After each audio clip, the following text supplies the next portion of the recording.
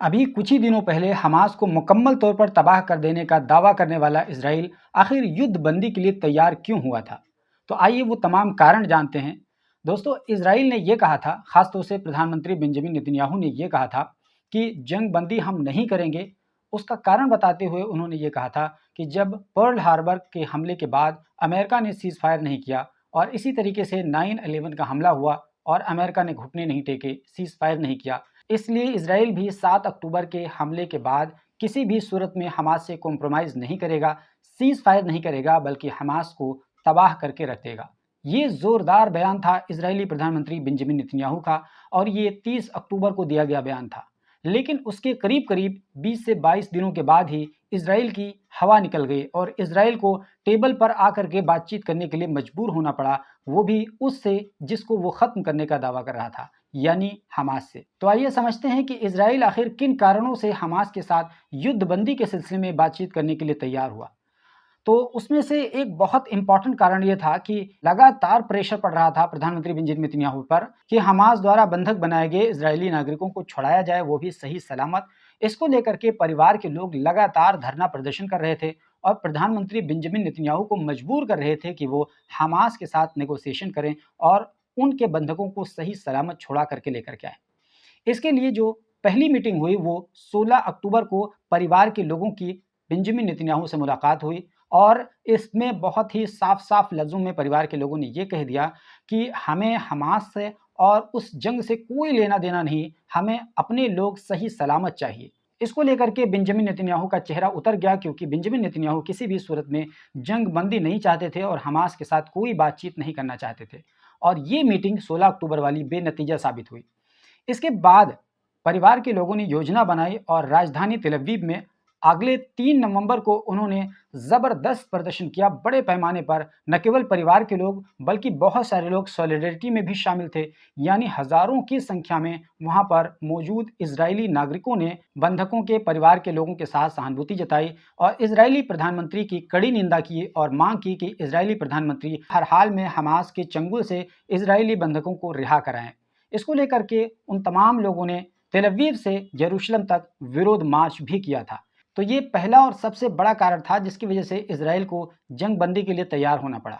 और दूसरा बड़ा कारण यह था कि बंधकों को छुड़ाने के लिए प्रधानमंत्री ने ये सोचा था कि हम फौजी ऑपरेशन पूरी ताकत के साथ करेंगे, ग्राउंड ऑपरेशन करेंगे गजा में और हम आसानी के साथ अपने फौज और उसकी ताकत के बलबूते पर बंधकों को छुड़ा करके वापस ले आएंगे।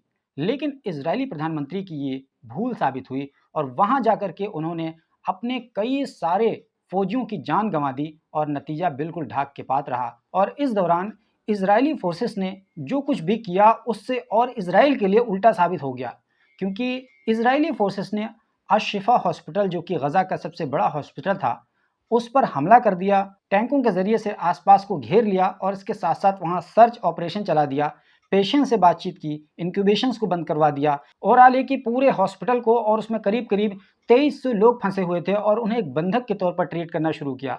और इसके साथ साथ ही 12 घंटे का अल्टीमेटम भी दिया था कि हमास को अगर 12 घंटे में वो सरेंडर नहीं करता है तो हम मजीद कार्रवाई करेंगे।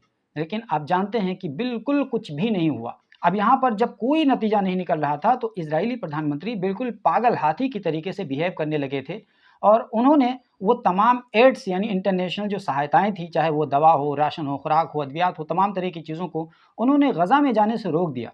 इसके बाद लोगों का, बल्कि पूरी दुनिया का नज़रिया चेंज होने लगा। जो कभी इसराइल की तरफ खड़े हुए थे वो शिफ्ट होकर के पैलेस्टीनियंस की तरफ खड़े हो गए और पैलेस्टीनियंस से हमदर्दी जताने लगे।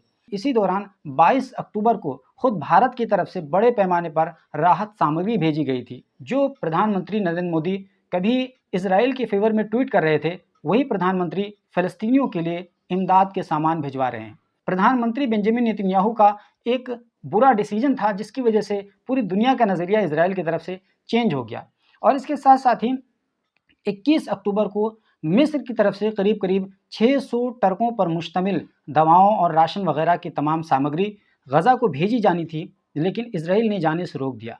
इसको लेकर के पूरी दुनिया का परसेप्शन बदल गया, नज़रिया बदल गया और इसराइल एक तरीके से पूरी दुनिया की नज़रों में विलन बनता चला गया। इसके नतीजे में कई सारे देशों ने अपने सिफारती ताल्लुकात इसराइल से तोड़ लिए। इसराइल को इतना ज़्यादा नुकसान हुआ, लेकिन बेंजामिन नेतन्याहू लगातार अपनी हठधर्मी पर अड़े हुए थे और वो अड़ियल रवैये की वजह से किसी भी सूरत में जंगबंदी के लिए तैयार नहीं थे। तो ये युद्ध बंदी का तीसरा बड़ा रीज़न था। और चौथा बड़ा रीज़न ये था कि इजराइल के अंदर ही नेताओं में सुगबुगाहट पैदा हो रही थी, क्योंकि इजरायली प्रधानमंत्री लगातार इजरायली फोर्सेस को मौत के मुंह में धकेल रहे हैं, क्योंकि लगातार उधर से खबरें आ रही थी कि इजरायली फौज मारी जा रही है, इजरायली टैंकों को तबाह किया जा रहा है, और नतीजा यह है कि हमास के लोगों का कुछ भी नुकसान नहीं हो रहा है।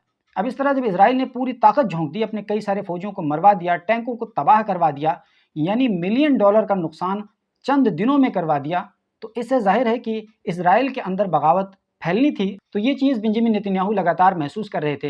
यही वजह है कि उन्होंने हमास के साथ नेगोशिएशन के लिए यस कह दी, हामी भर दी।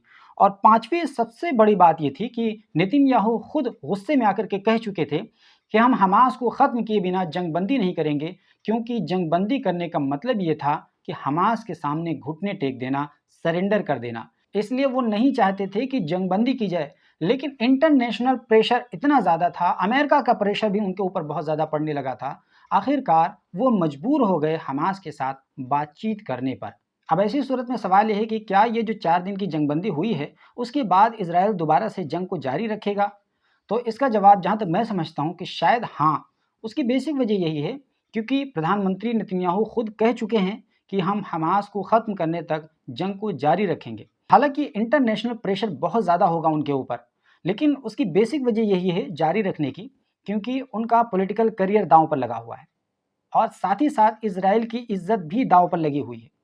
पॉलिटिकल करियर इस तौर पर कि वो अब तक अगर इस हालत में वो जंग को बंद कर देते हैं तो उनका पॉलिटिकल करियर एक तरीके से फिनिश हो जाएगा, क्योंकि इजराइल में उनके खिलाफ ज़बरदस्त गम और गुस्सा है और सैकड़ों, बल्कि हमास के मुताबिक कहें तो हज़ारों इजरायली फोर्सेस के मारे जाने के बाद अगर यहाँ पर हमास के सामने इजराइल जंग बंदी कर देता है मुकम्मल तौर से, तो फिर एक तरीके से इजराइल की हार मानी जाएगी और ये पूरा श्रेय जाएगा नेतन्याहू पर, और नेतन्याहू का पॉलिटिकल करियर दांव पर लग जाएगा और इजराइल के प्रधानमंत्री के तौर पर उनका शायद ये आखिरी कार्यकाल होगा।